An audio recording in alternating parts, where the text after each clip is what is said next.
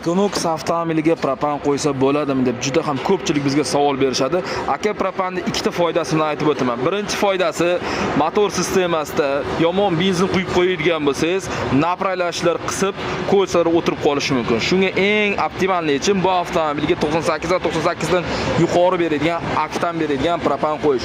Va ikkinchi foydasini aytib o'taman. Albatta, yoqilg'i jihatidan boyagiday propan sizga ancha arzonga tushadi. Faqatgina bu avtomobillarga uстановканы to'g'ri qilishni bilish kerak. Xo'p, mana shu motorni zo'r qilib yurg'izib beradigan injektor 48 ga to'g'ri Yevropa gazdan va 100% mana shu firmani original bo'lgan farsunkalar ahamiyat deb qo'ysa, Dakota farsunkalar, poddelkalar bor, poddelkalarga aldanib qolmang. Va Nordic reduktor va ish sifatiga ahamiyat berib qo'ysa, faqat original hid chiqarmaydigan shlankalar, 2 turboga maksimum zo'r qilib davlenani mana shu reduktorimiz yetkazib beradi. Faqatgina originali poddelkasiga aldanib qolmang. Da aytgancha bu motorda XL bilan chalkashtirib qo'ymang, buni XL ham bor. Unga ham xuddi mana shu оборудование faqat uстановка jarayoni boshqacharoq bo'ladi. Sizda ham agar Econox, Malibu, XL 1.5 turbina, 2 turbo avtomobillar bo'lsa, bemalol murojaat qilishingiz mumkin.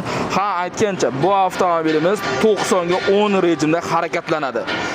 Qaytarib o'tamiz. Agarda siz bundan ko'proq ma'lumot olmoqchi bo'lsangiz, sizda avtomobilga qiziqarli bo'lgan ma'lumotlar, ya'ni kilometrajlash masalasi bo'yicha ya propan va metan qo'yganda nimalarga ahamiyat berib yurish kerak, shular to'liq ma'lumot bilmoqchi bo'lsangiz, Telegram kanalimiz bor. Telegram kanalimizga zudlik bilan o'tib oling. Narx-navolar ham batafsil bo'ladi.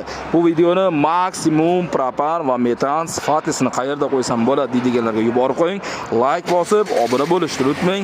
Keling, garantiyasi bilan uстановka qilib beramiz. 24/7 Novy Gaz.